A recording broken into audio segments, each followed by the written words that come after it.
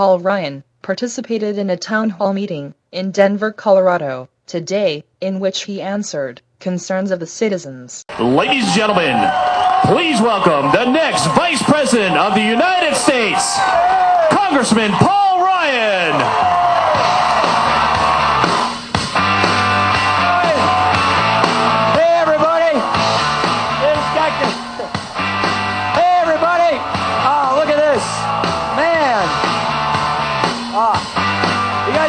Say hi. This is fantastic. Thanks so much. Man. Oh, look at this. I mean, is this not America or what? Man. First off, Bob and Dean Walker, I want to thank you for your hospitality and opening up your manufacturing facility to us. Thank you so much for doing this. We really appreciate it. Second of all, sorry to keep you waiting. We've been sitting on a runway for a while. You know what that's like, right? So I just want to thank you for standing in line, for standing, and for coming out here today. It means a lot. Thank you. You're worth it too, ma'am. I want to thank my friend Cory Gardner. That man's working hard for you in Washington. Thanks, Cory. And I just want to tell you, I was just talking to Bob and Dean, who have a family-owned business here, who employ 155 people here, who make great American products, lawnmowers here. That is the backbone of America. We make things in America. We're proud of these things in America, and it gives us good jobs, and it makes us prosperous. So thank you for taking the risk. Thank you for working hard. And you know what? In case you haven't heard it lately, you built your business, and we are proud of you for that.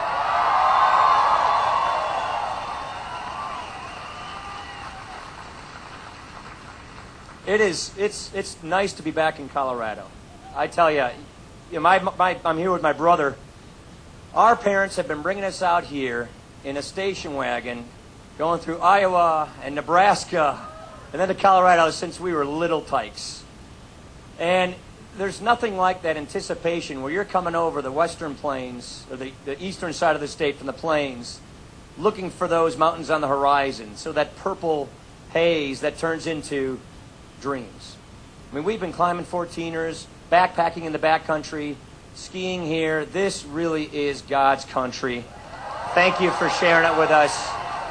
Great hunting, great fishing, great climbing, great everything.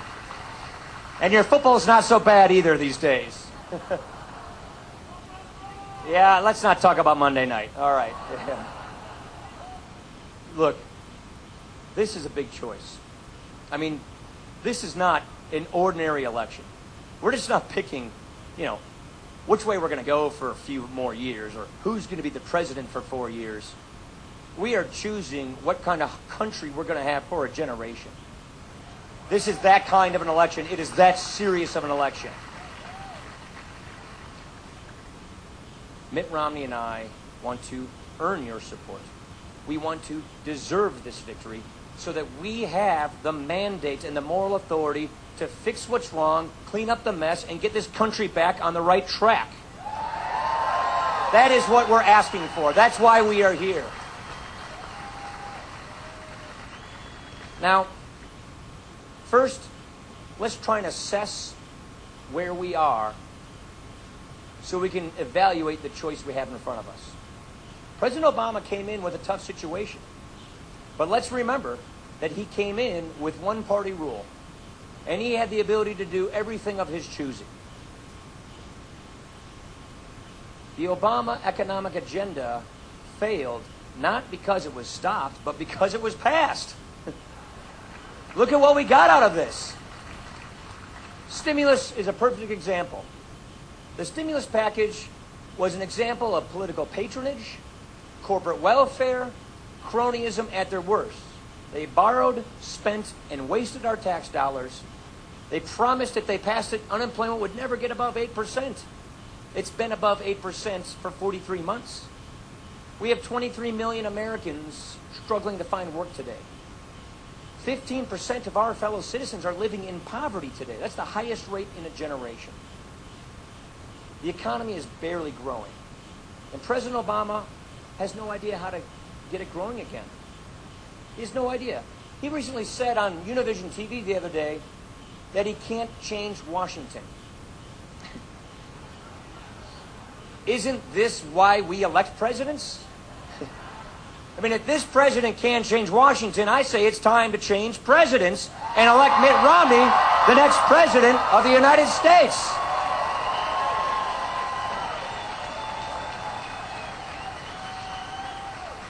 It is really clear. This moment needs a leader.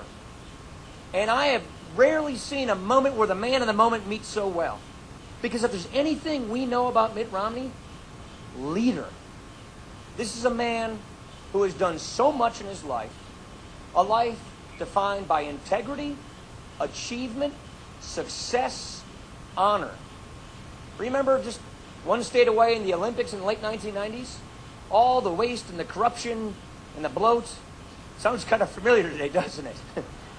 They asked this guy in Boston to leave his life and leave his business and go to Salt Lake for a couple years and turn things around, and he did just that and made us proud.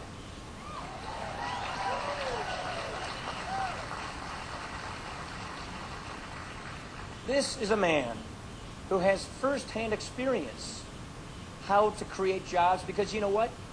He is a successful businessman who created jobs, and by the way, that is a good thing.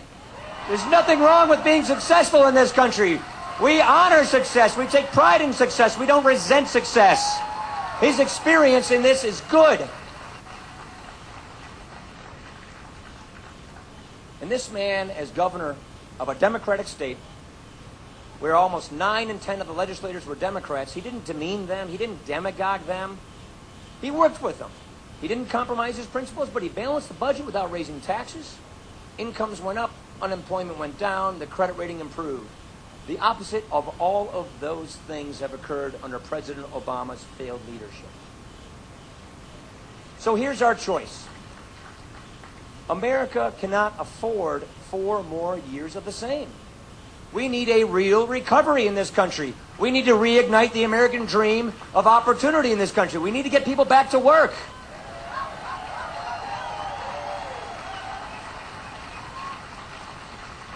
We have a plan. We have a plan of real reforms for a real recovery. Now that plan has many aspects to it. Number one, we need an education system that makes sure that every kid can get to a good school, no matter what special interest group stands in their way, that workers slipping between the cracks, that workers who are in between jobs get the skills they need. We need to have trade so we can make more things in America and sell them overseas. We need to get spending and borrowing under control so we don't have a debt crisis, and we need to champion small businesses like this one.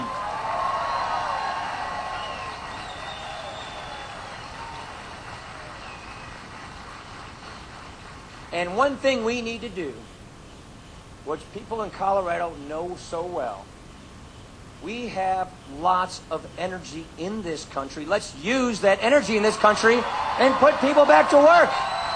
You've got it all right here. Oil, gas, to coal, to renewables. Colorado's got it all. President Obama has been standing in the way of this. He tried to raise the price of energy through his national energy tax that we call cap and trade. He reduced access and made it harder to produce energy on our federal lands. His administration issued unprecedented barrage of regulations from the EPA, which is literally laying people off all around the country like coal country in places like Virginia, West Virginia, and Pennsylvania. 10 agencies and 4 executive offices are now tasked with regulating shale exploration. Gas has gone up about $2 a gallon since President Obama has been elected. If there's one thing we know about the Obama agenda, it is to stand in the way of North American energy production. And the first thing Mitt Romney is going to do is open this up so we can get energy independent in this country. And when the Keystone Pipeline arrives on Mitt Romney's desk, he will say, yes, you can build that because that will create jobs right away.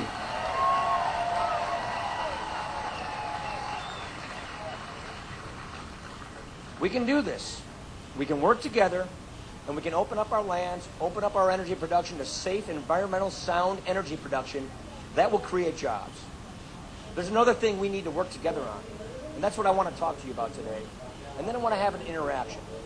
I want to have a town hall meeting like I've always done, because I believe that interacting with people is the best way to understand each other. I've done over 500 of these in Wisconsin. And what we have learned is when you are asking somebody for their vote, you are establishing a covenant with that person. What I have learned is you need to tell people who you are, what you believe, and what you would do if elected. Then you need to do it once you are elected and make sure that the people hold you accountable for doing that. That's the kind of responsibility and accountability we need in government. We need to deal with our debt. Of all the failures of the Obama administration, of all, not only the missed opportunities, but the absolute abdication of leadership, it is this. Take a look at the national debt we've had in this country. Now, I've got a few charts around here. I hope you can see them. We've got some LED screens around. Our national debt has been high before, and it's kind of like a mortgage. The size of your debt is okay if it's small relative to the size of your economy. It's kind of like buying your house.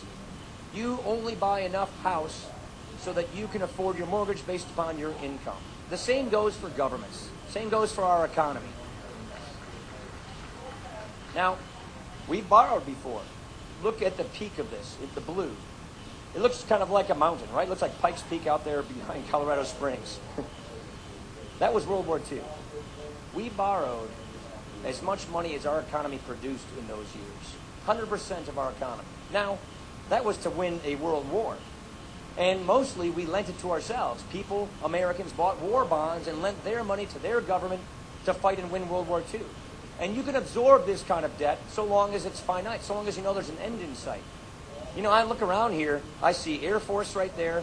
I saw a Navy man over here. I saw a Marine as I was walking around here. And I'm sure there's some Army here. Thank you guys for your service to our country. There's Army right there. Thank you for what you've done for us. The reason we are here peacefully assembling, meeting in democracy is because of you.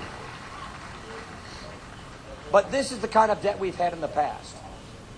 Look at what our government is telling us our debt is going to in the future. This is what the Congressional Budget Office says is our current path. This not only is unacceptable, it ends our economy. Our debt, by the time my 3 kids are my age, will be 2.5 times the size of our economy. You literally cannot have a growing economy when it gets that big. Here's the deal. President Obama knows this. He sees this coming. We're a result of decades of politicians from both political parties making empty promises to voters to get reelected. And those empty promises are now becoming a mountain of debt.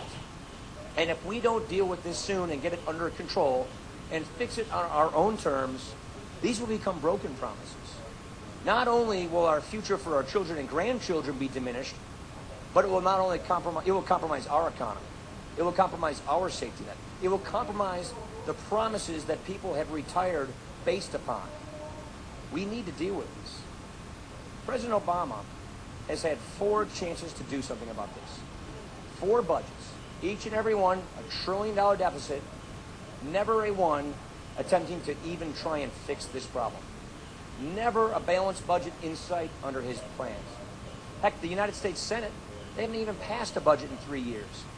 Our government hasn't had a budget for 3 years.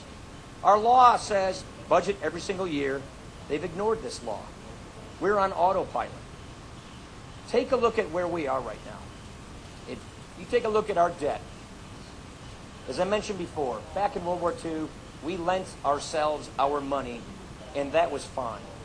Back in 1970, our debt was pretty small, $283 billion. 6% of our debt was held by other countries, meaning 94% Americans lent their money to their government. No problem. 1990, our debt got a bit bigger, $2.4 trillion. That's pretty big. 19% of our debt, we had to borrow money from other countries. So we're starting to slip control of our debt. Look at where we are today.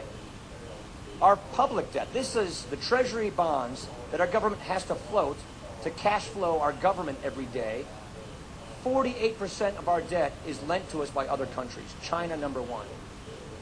Here is the problem with this. It's not just us lending our money to our government. It is our government going to other governments saying, lend us your money so we can cash flow our government. You undermine your nation's sovereignty and independence by doing this. You think they're going to dictate the terms? We're going to dictate the terms of our own interest rates? No way. This undermines American economic security. It undermines our economy today. It shows us that the kind of debt crisis that is now plaguing Europe is right on our horizon. That's what boggles my mind so much. You see, President Obama knows this. We see this coming. I remember 2008 like it was yesterday. We had a real economic crisis. I mean, you remember when the housing bubble burst? I mean, look at all the underwater mortgages we have today. Look at all the layoffs. Look at the unemployment. Look at the trillions of wealth that was compromised and lost in senior savings portfolios. What if, at that time, your president knew it was coming, or your congressman or your senator? What if that surprise wasn't a surprise to them? What if they saw it coming? They knew it was going to happen. They knew when it was going to happen. They knew why it was going to happen. And they knew what needed to be done to prevent it from happening, and they had the time to do it. But they decided, you know what? I'm not going to try because it might harm my re-election. What would you think of them? That is exactly what they're doing today. This is the most predictable economic crisis we've ever had, and the president is ducking. He is kicking the can down the road. What does this mean to us individually? I mean, because I'm talking trillions and billions and all this stuff. Look, when President Obama came into office, as I mentioned before, both parties are culpable here. Both parties led to getting us to this position. Our debt per person, every man, woman, and child in America, was $36,000 in 2009 when President Obama came into office. The question of leaders is this: are you making things better or are you making things worse? Look at where our debt is now per person. We're up $16,000 to a 45% increase in your share of your national debt. This is going in the wrong direction. Mitt Romney and I are not going to duck these tough issues. We are not going to kick the can down the road. We are going to get on top of this problem and fix this problem before it gets out of our control so we can rescue our economy. This has a big effect on jobs. It hurts jobs now. It threatens businesses with uncertainty today. And it, for sure, positively, without hesitation, gives our kids a diminished future. It is our moral obligation to save the American dream for our children and our grandchildren, and we need political leaders who will do that, and we don't have them right now, and we'll get them by electing Mitt Romney, the next president of the United States.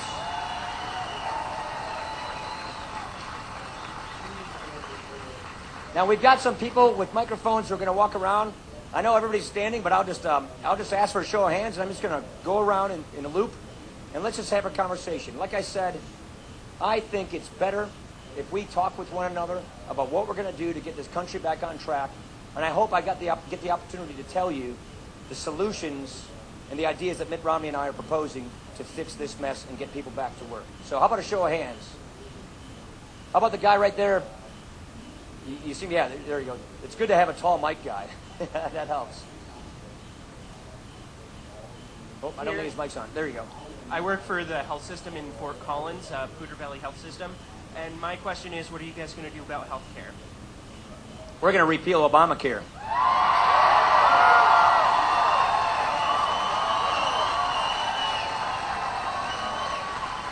That's number one.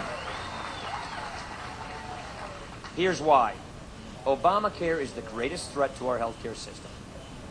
I mean, remember that promise, if you liked the plan you had, you can keep it?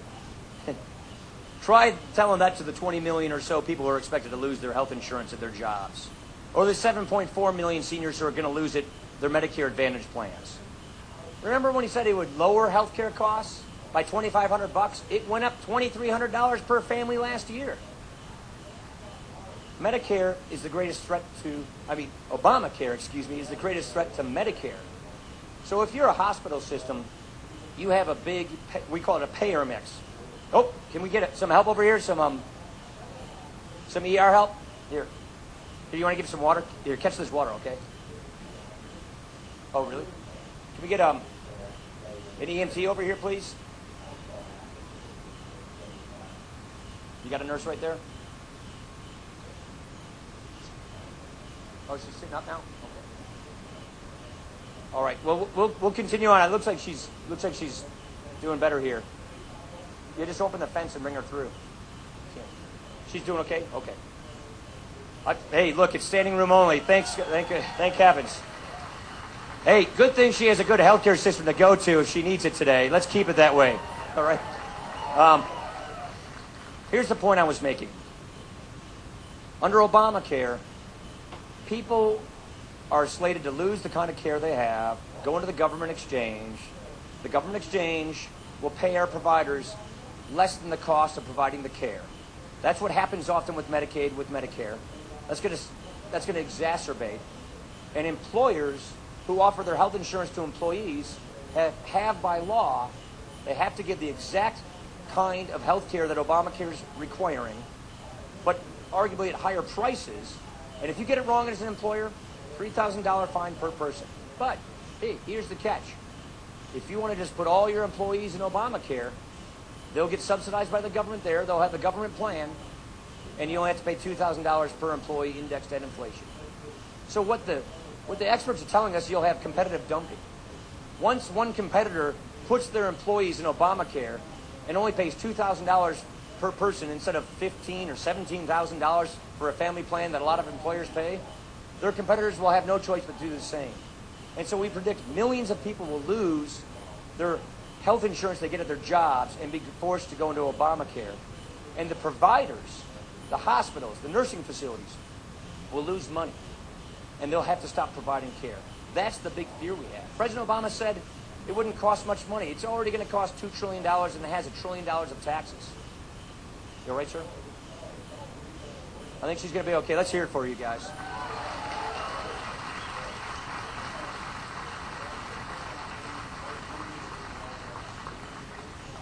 Here's the final point. We can have a system in America where everybody has access to affordable health care, including people with pre-existing conditions, without a costly government takeover of health care. We need to put the patient and the doctor in the middle of the health care system, not the government. We don't want bureaucrats, insurance bureaucrats or government bureaucrats running our health care. We want patient-centered health care. Those are the kinds of reforms that we're advocating for that we will replace Obamacare with. How about some other ones? How about this lady right here? I got to see a hand. No, the lady who's waving behind you. I think a lot of us are concerned when we look back to how McCain handled the debates. Will he be forceful in those debates and take it to Obama? Ma'am, absolutely, but one little difference between then and now. President Obama has a record. And President Obama has a record and a string of broken promises. Of course he will. Look, this is a president, a man who campaigned with all this glorious rhetoric, all this hope and change, promising all these grand things, and he's failed to deliver on all these big promises. You see, President Obama cannot run on his record. We will point that out. But you know what he's going to try to do? He's trying to divide this country, put people against each other, distract this country to try and win an election by default, and we're not going to let him get away with that.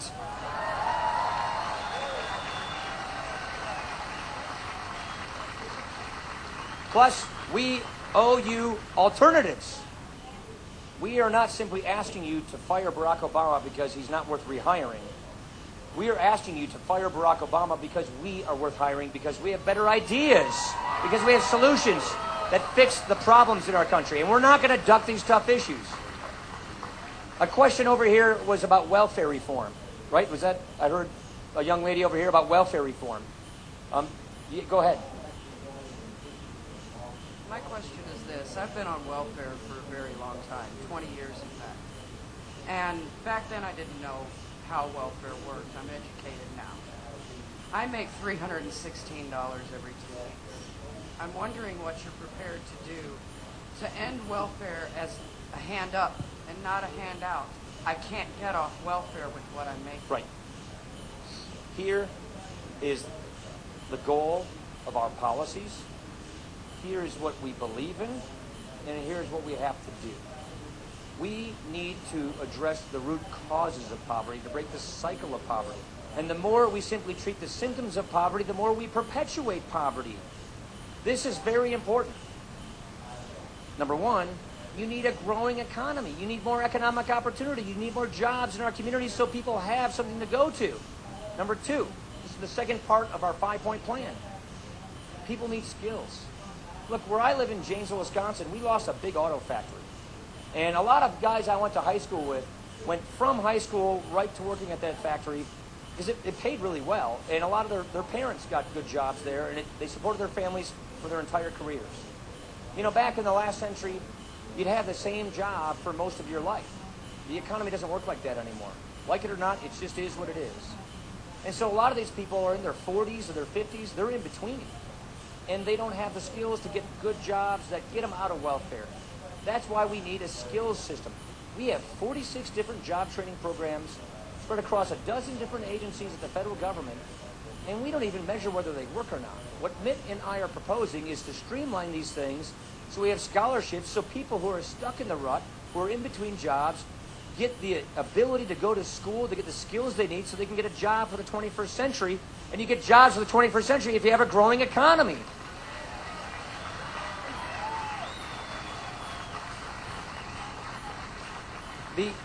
The other troubling development is this.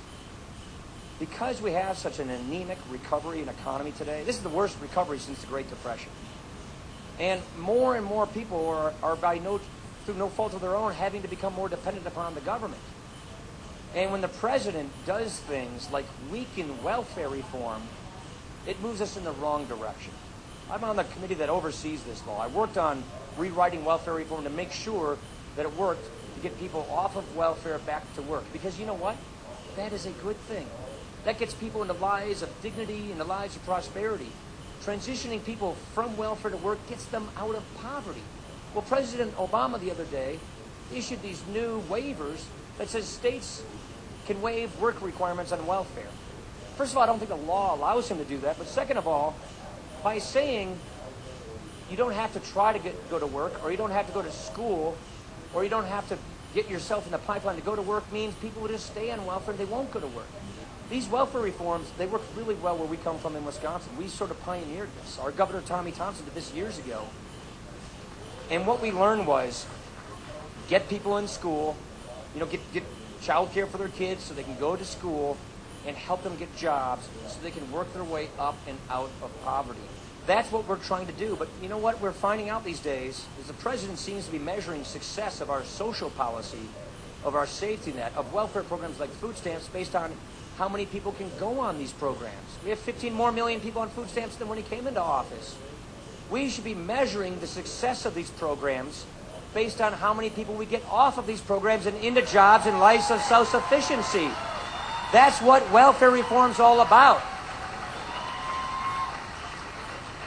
This is fundamental because we risk in this kind of an economy, with the kind of leadership we have in this kind of a government, we run the risk of more able-bodied Americans becoming more dependent and complacent on government than upon themselves. It drains them of their incentive and the will to make the most of their lives. This is the land of opportunity. This is the land of prosperity. This is a country that no matter where you come from, how you got here, who you are, under what circumstances you were born, you can make the most of your life. The only thing that limits you is your God-given talent and your own effort. We need to have that dynamic economy returned. You do that by growing the economy and getting people a hand up, not a handout. Teach a man how to fish. He can feed himself for a life. Don't simply feed fish. How about over here? Anybody? How about the lady right there? The one right there. Yeah, the blonde lady. Sorry. She was waving more forcefully than you, man. Sorry. Guys, yeah. With all the drilling we're going to be doing once you and Mitt Romney are elected, What about refineries? We've had such a moratorium. Yes. And we need to break that moratorium. What will you do to that? We need to streamline the permitting process to allow new refineries to be built. That is, go online and look at our plan. It's very detailed. We have a very specific plan to get North America energy independence by 2020. This is not a pipe dream, no pun intended. This is something we can do. And among that is cleaning up all these regulations from the federal government that make it virtually impossible to produce new refineries, to approve pipelines, to have more drilling, all of these things. That is absolutely essential, because if we're going to get out of the ground, we got to be able to process this stuff, and right now we don't have that kind of capacity. There was a lady back over there. Yeah. See her jumping up? Can you see her? I don't know if we can get a mic to you or not. I'm trying to get as far over as I can. Yeah, there you go.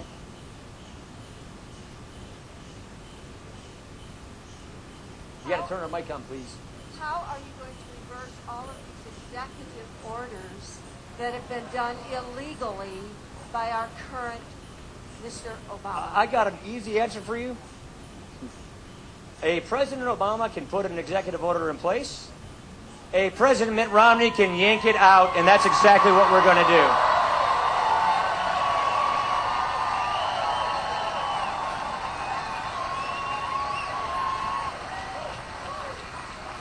Believe you me, there is a long list, and we have that list. One other point, and this is more of a regulatory thing. I'm a Catholic, and I don't mean to throw my religion around a little bit here, but the reason I say this is, this guy over here mentioned Obamacare. These regulations coming out of this government literally threaten our amendments, our First Amendment right to religious liberty and religious freedom. We will stand up for religious freedom and religious liberty, and we're not going to tell churches and charities and hospitals that they've got to do things that violate their religious freedom and their conscience. Our churches and colleges should not have to sue our government to protect their First Amendment right to religious freedom. So there are lots of things that we need to do right away to restore our freedoms. How about over here? I don't want to... Is there a microphone person over here? How about, I'll go ahead and yell, and then I'll just repeat it.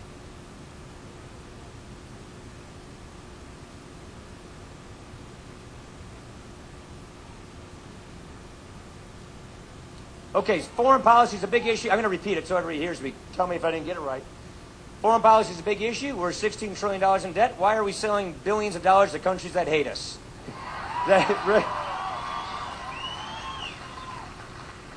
Number one, we have got a lot of spending we have to cut, and this is one area where we have to cut spending.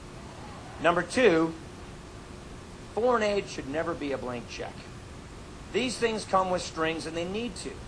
This is a debate we're having with Egypt right now.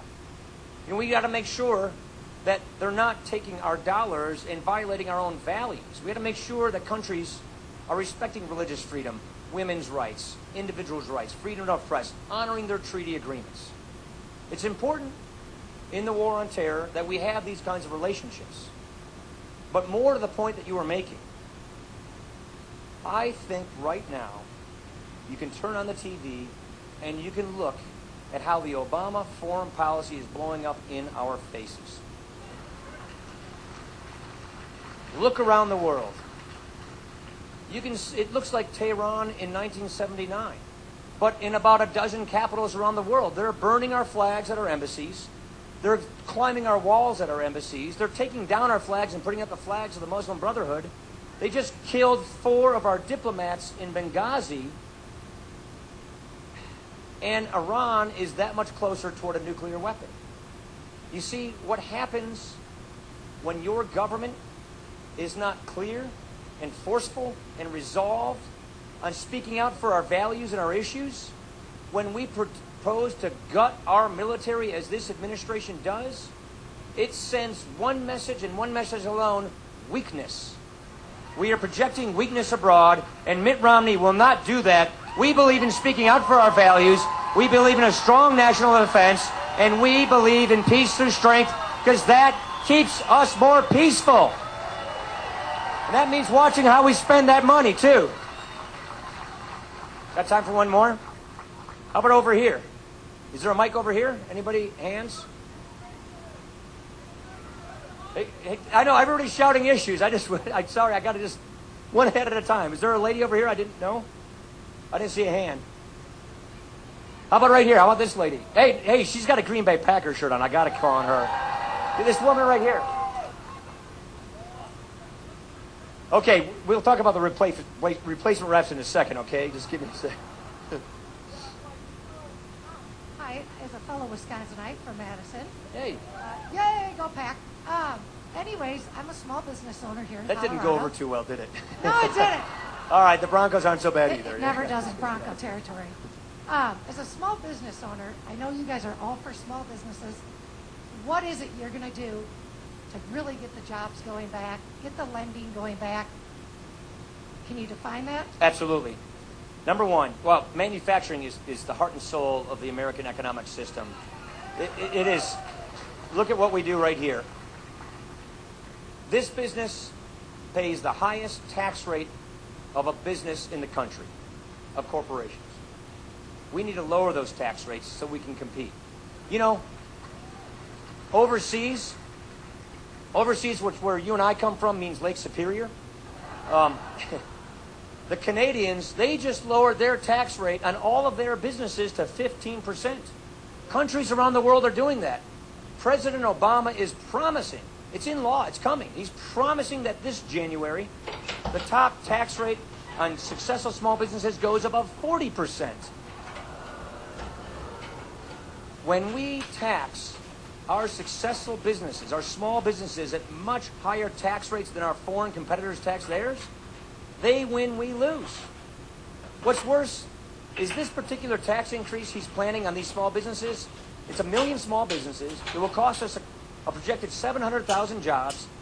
It's just to pay for about 8% of his deficit spending. So this idea of taking all this money from successful businesses, employers, taking it from families and spending it in Washington on your friends and your cronies and your interest groups doesn't work. The other thing is, yes, we need an energy policy because the energy costs are inputs that are a factor of production. Look at these engines right here. These engines are Kohler engines. They're made in Kohler, Wisconsin. Great company. So just think about this. You got Wisconsin-made engines right here. You got Colorado-made lawnmowers right here. And you got our foreign competitors in all these countries paying much less taxes, and therefore they can undercut our prices. And you got countries like China that steal the technology that's this kind of engine technology, that steal our intellectual property. This country alone, according to our government, has cost us 2 million jobs alone in intellectual property theft, and the president hasn't done a darn thing about it. We need to fight this, we need to fix that, and we need to also get trade agreements that are fair, that allow us to make more things in America and sell them overseas. These things are absolutely crucial. Taxes. Get the debt under control so you don't have a big interest rate hike. Stop all the money printing so our money has a reliable store of value so you don't have a debased currency. And don't forget regulations. We talk to so many businesses. The thing they talk about the most after they talk about the uncertainty and the wave of tax increases coming is all these new regulations. Remember, President Obama controlled government for 2 years and passed almost everything on his list. Then the last 2 years he spent implementing these laws and passing all these regulations. You know, small businesses get most of their money and their credit from small banks. And the law that President Obama signed into law, it's called Dodd-Frank. You ever heard of a guy named Barney Frank? All right, I'll take that as a yes. This is a law that amplifies too big to fail. This is a law that has already resulted in making the big banks much bigger and the small banks much fewer. And it will trigger more taxpayer bailouts of these big banks. The problem with this is many. Number one, it's risky. It means taxpayers are going to bail out this kind of behavior. It's like having a bunch of Fannie Mae and Freddie Macs, but banks. Number two, it makes it harder for our local community banks to give us credit, to get credit flowing to our small businesses who need that capital to expand, to take a risk. I got to tell you, we can turn this thing around.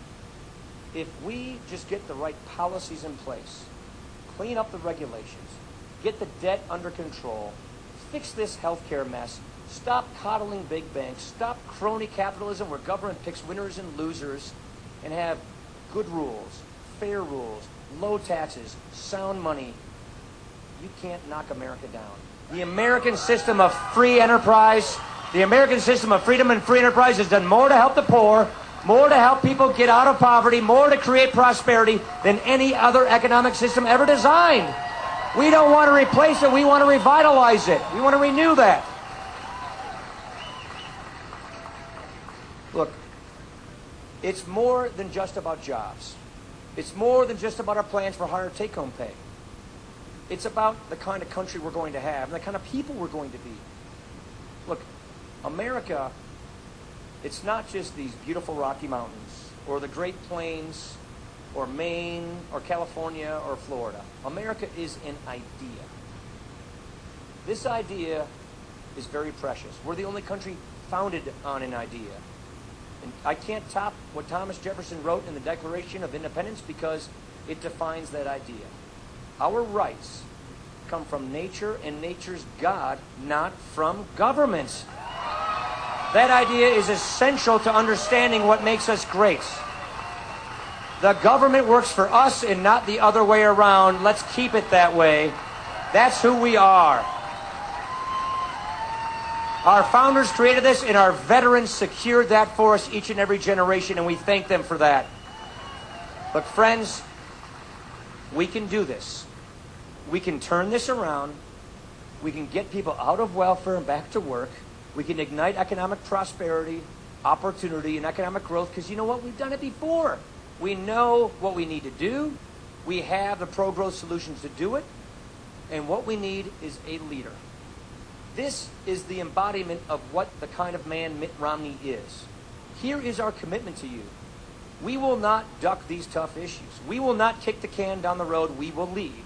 And we will not spend the next 4 years blaming other people. We will take responsibility.